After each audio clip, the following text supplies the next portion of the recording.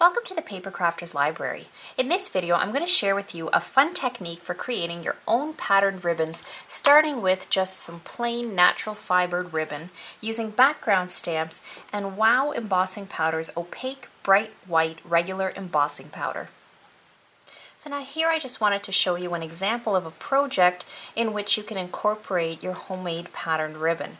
You can see here I've used it to accent the side of this chipboard piece. And I have a video tutorial on how to create this card on Paper Crafters Library for our members. So now the supplies that you need for this technique include, of course, your ribbon. Any kind of a plain ribbon works. You do want to make sure it's made out of natural fibers, not synthetic. Synthetic fibers generally won't withstand the high temperatures of the heat tool.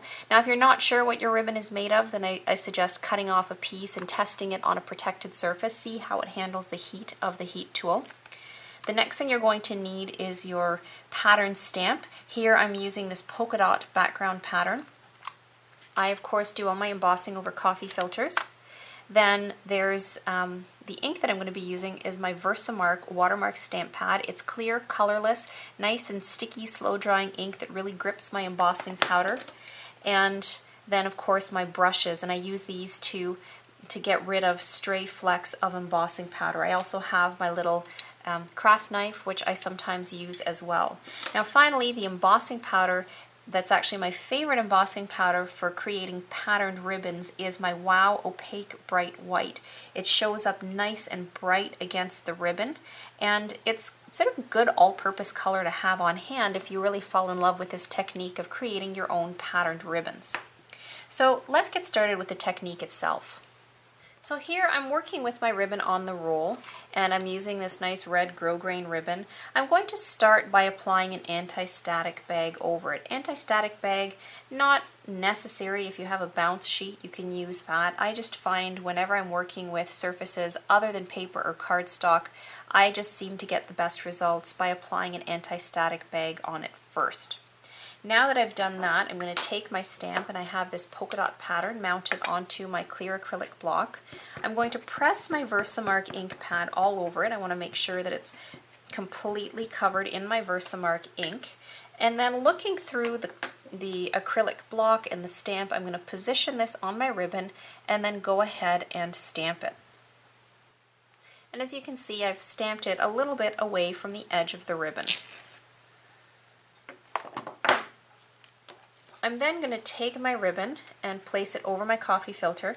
Now you probably can't see this in the video camera, but with the watermark you will be able to actually faintly see the stamped image on your ribbon. And then I'm just going to sprinkle on my embossing powder and then very carefully grasp the end of my ribbon. And that's why I didn't stamp all the way to the end. And then I'm just going to give my ribbon some tugs.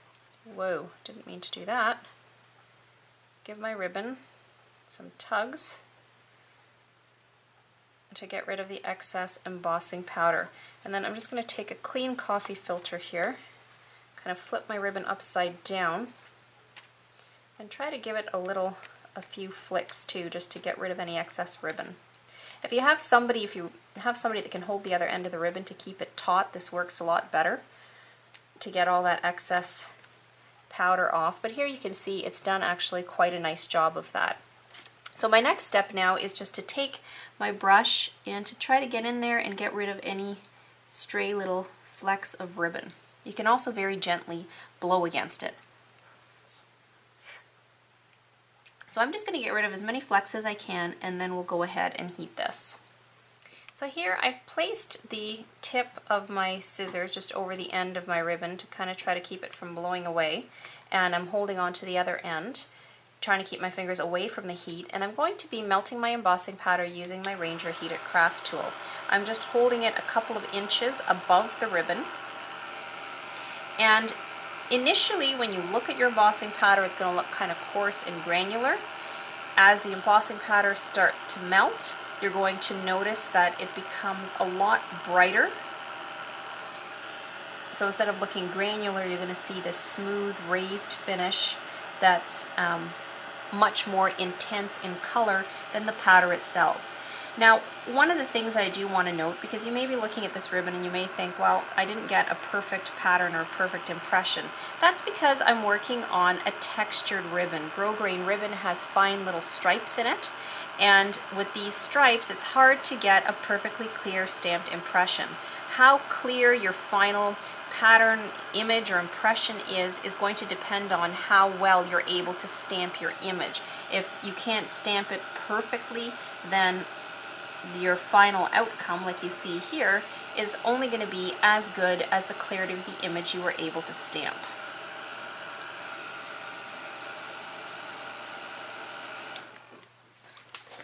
So there you can see what it looks like. And of course, as with all embossing, you want to give this a minute to cool.